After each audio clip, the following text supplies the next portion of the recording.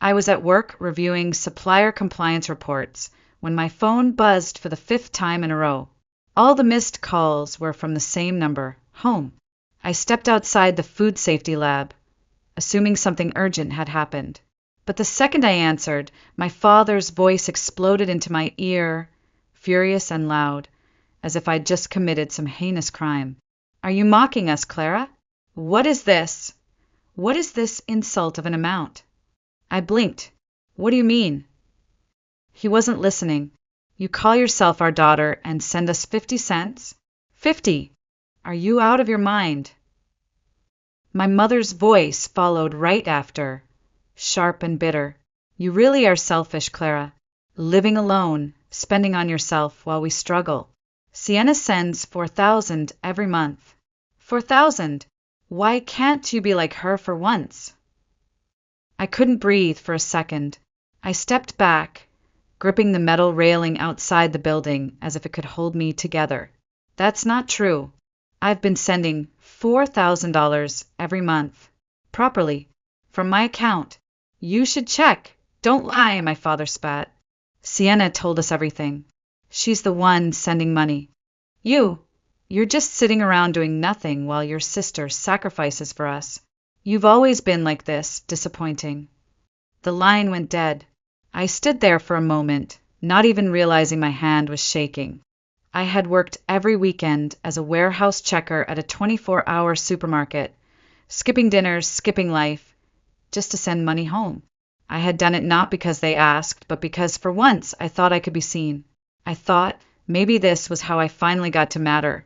But even now it wasn't enough. I wasn't enough.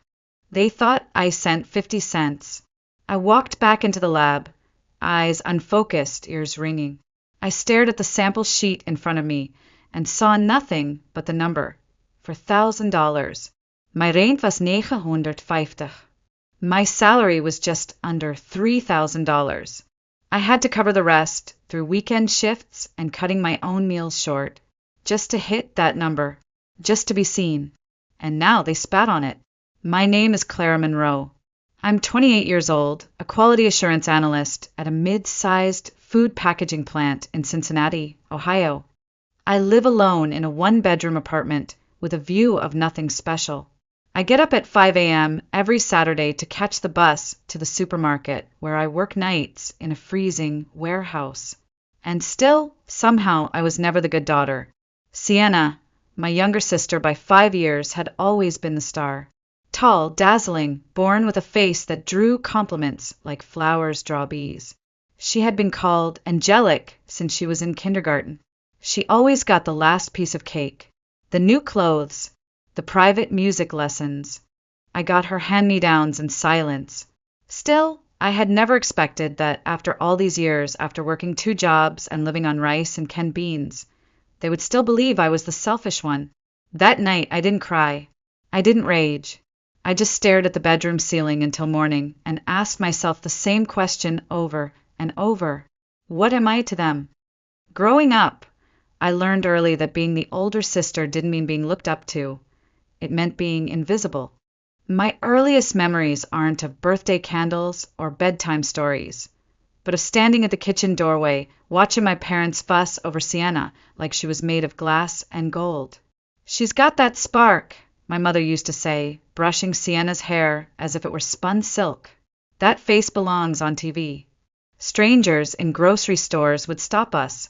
"What a gorgeous little girl," they'd coo, leaning toward Sienna. "She should be a model." Then they'd glance at me and say nothing. At first, I told myself it didn't matter. I wasn't in this family to win beauty contests. But when you're 7 years old and wearing secondhand jeans that don't quite fit while your sister twirls in brand new dresses from the boutique downtown, you start to feel it. The difference. It was in everything. When I wanted to join the school choir, my parents told me the fees were too high. "It's just singing, Clara. Focus on your studies." But when Sienna said she wanted ballet lessons, the check was written the same day. She didn't even like ballet. When Sienna wanted her own room, my parents looked at me and said, "It's only fair. She needs space to grow. You don't need much, Clara." So I packed up my clothes and moved into the living room, next to the old cabinet with our grandparents' photographs. No one asked me if I was okay with it. They just assumed I'd understand, because I always did. It was my grandfather, Walter Monroe, who made me feel like I was more than background noise. He was the one who held my hand during thunderstorms, who brought me violets every spring, who sat me on his lap and told me stories about brave women and quiet victories. He was the one who named me Clara, because you were born just as the violets bloomed, because you'll grow strong and quiet like them. He died when I was 9, and from then on, there was no one left in that house who really saw me. I didn't complain when I had to wear shoes with soles flapping. I didn't protest when Sienna borrowed my markers and never returned them. I didn't cry when she told me, "You can't borrow my stuff. It's mine, but I can use yours, you don't care." When I brought it up, my parents said the same thing every time. "Clara, let it go. You're the older one. Be mature. Sienna's still a child." Even when she lied, even when she screamed at me for things I hadn't done, even when she broke my science project the night before the fair, and I had to present a paper instead of a model. No one ever scolded her. No one ever apologized to me. I used to think maybe it would change. That one day they'd look at me and say, "Clara, we see you. We're proud of you." But that day never came. Instead, what came was Sienna's acceptance letter to a top-tier university, fully funded by our parents. And me? I didn't even get a chance to apply. "We can't afford it," they said. "You should find a job after high school." Think about Sienna's future, too. They weren't poor. Not really. But when it came to choosing between the two of us, they always knew who deserved more. And it was never me. I was 21 when I moved out. It wasn't out of rebellion. It was survival. I just started working at a food packaging company 3 train stops from home. And though the salary wasn't great, I thought maybe if I stayed at home a few years, I could save enough to go back to school or just breathe. But even after high school, nothing changed. I was still the afterthought, still the one who had to wait to shower, still the one who ate dinner alone if Sienna was in a mood, still the one expected to step aside when her voice got louder. So one evening, without telling anyone, I packed 2 suitcases, grabbed a used microwave from a Craigslist ad, and rented a studio apartment downtown. It was small, drafty in the winter. The water heater clicked like it had asthma. But it was mine. Living alone was the first time I ever felt at peace. I saw my parents now and then, at birthdays, holidays, sometimes not even that. But I always called. I always sent cards. I always remembered anniversaries. Maybe I thought that would be enough to prove I still cared. Then came the phone call from Sienna. She sounded different, less performative, maybe even sincere. "I've been thinking," she said. "Mom and Dad gave us everything. I want to start giving back." I stayed quiet. She went on, voice unusually enthusiastic. "We should send them money, Clara. A thank you. Just $4,000 a month. Between the 2 of us. I mean, I'll cover most of it. I make more than you. But I thought we could do it together." For 1,000? That was more than I paid in rent and food combined. I hesitated. "That's a lot, Sienna." She giggled. "Modeling pays well, you know. I've been doing some influencer gigs too. And anyway, I think Mom and Dad would be really touched. We could surprise them. Oh, and let's send it under a fun name. Maybe Rain. So they won't know right away." I didn't understand the point of the secrecy, but something about her tone, hopeful, bright, made me want to believe. That maybe Sienna was finally growing up. That maybe this could be our shared olive branch. I agreed. That night, I opened a joint transfer app and scheduled $2,000 from my savings to go out the next morning. My salary was just shy of $3,000. That meant I'd have to find another $1,000 every month. So I picked up a weekend job at a nearby supermarket, night shift in the stockroom. It was cold in the winter, humid in the summer, and smelled faintly of onions and bleach. I stopped ordering takeout. cut my phone plan, sold my bike. Anything to keep the numbers working. There were nights I came home, peeled off my uniform, and collapsed onto the mattress without changing clothes. I set alarms to study for a small business consultant certification, hoping I could climb up at work and eventually make more. But every time I felt the ache in my back, every time I counted coins at the register, I told myself it was worth it. This is how you prove you love them, Clara. This is how you earn your place. And so every month, without fail, I sent $2,000. Signed from Clara Monroe. The other $2,000, I assumed Sienna was sending it too. That's what we agreed. That's what I believed. The first time they yelled at me, I thought it was a mistake. A glitch in the transfer. A miscommunication. But when I told them clearly, I've been sending $2,000 every month under my name. My father snapped, "Don't lie. We know it's Sienna who's been sending $4,000. You only sent 50 cents. 50 cents.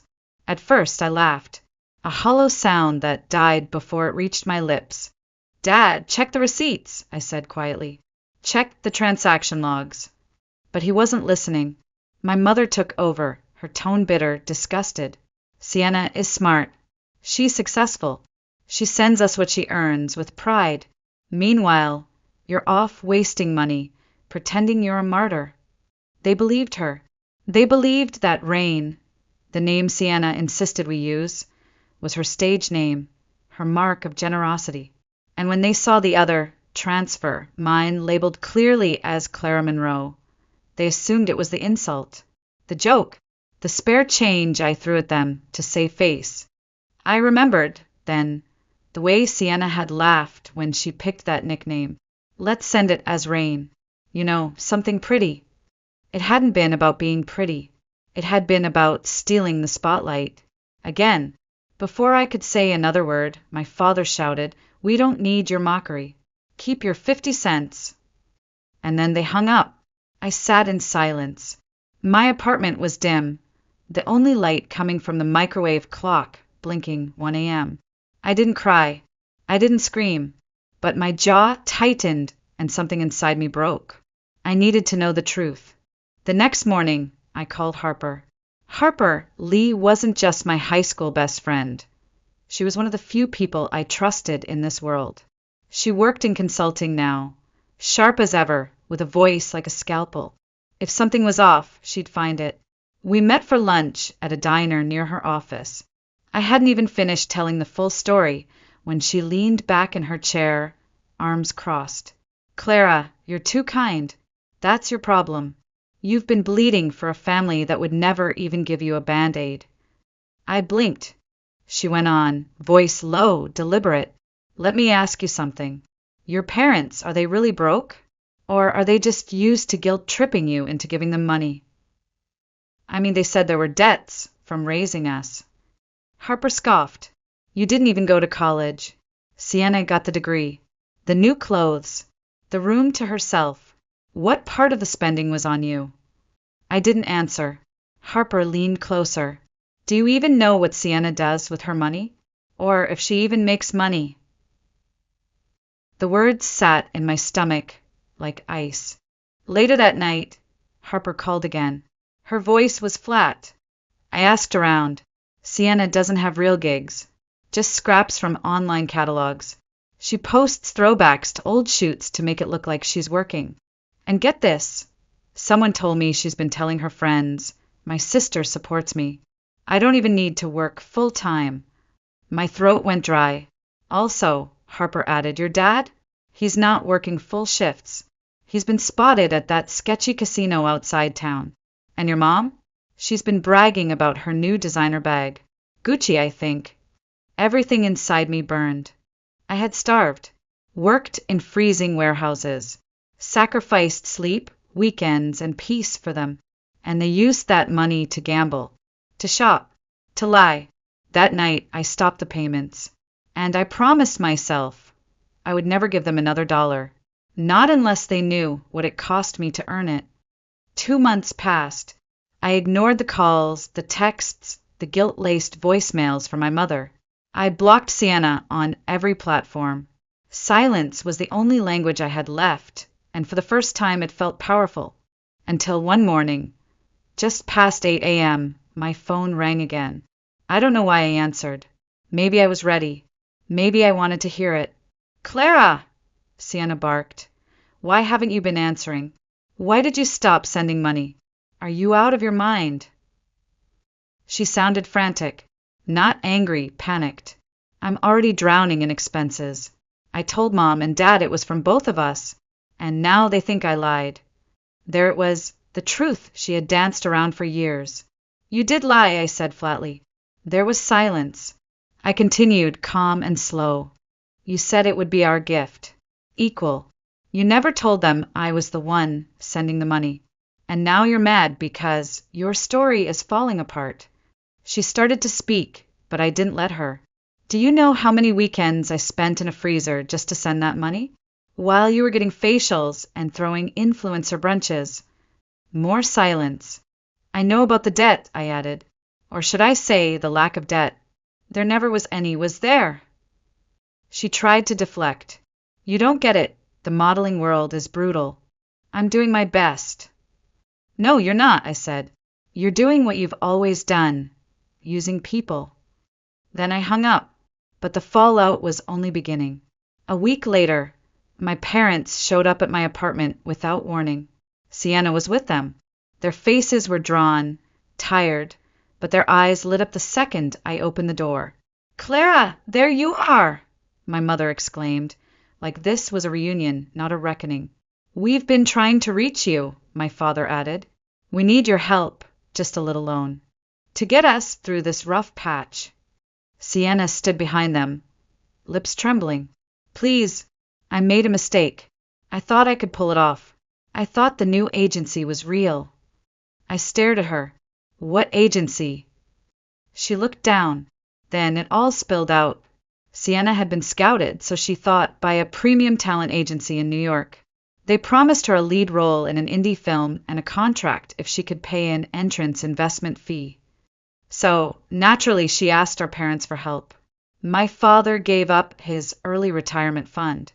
My mother took out a personal loan. Sienna wired the money. And then silence. No one from the agency ever called back. No contract. No contact. It was a scam. And they'd lost everything. The house had to be sold to cover the loan defaults. They moved into a crumbling apartment complex on the east side of town. My father picked up temp jobs to stay afloat. My mother started cleaning offices. Sienna, jobless, humiliated, bounced between nightclubs, trying to earn tips as a hostess. But her attitude made her impossible to keep. They had come to me as a last resort, and I looked at them like strangers. You threw away my trust. You chose her lies over my reality, and now you want my help. My mother flinched. My father's jaw tightened. Sienna whispered, Please, Clara, we don't have anyone else. I stared at them a long time. Then I said without blinking, Before you come to me, go to the police. Go to a therapist. Go to the mirror. And then, for the second time that year, I closed the door in their faces. The knock came again, louder this time, more desperate. I didn't answer. I watched from behind the curtain as they stood there, shifting on the porch like they still belonged. My father was checking his watch. My mother whispered something into Sienna's ear. Sienna just stared at the floor like a child who finally realized there were no more toys left to break. Eventually they left, but not before sliding an envelope under the door. Inside was a single piece of paper, hastily written. No, dear Clara. No, we're sorry. Just a list of numbers. And a final line scrawled at the bottom. We'll use your grandfather's savings if you refuse to help. Consider this your last chance. My blood went cold. That money wasn't theirs. It wasn't even for them.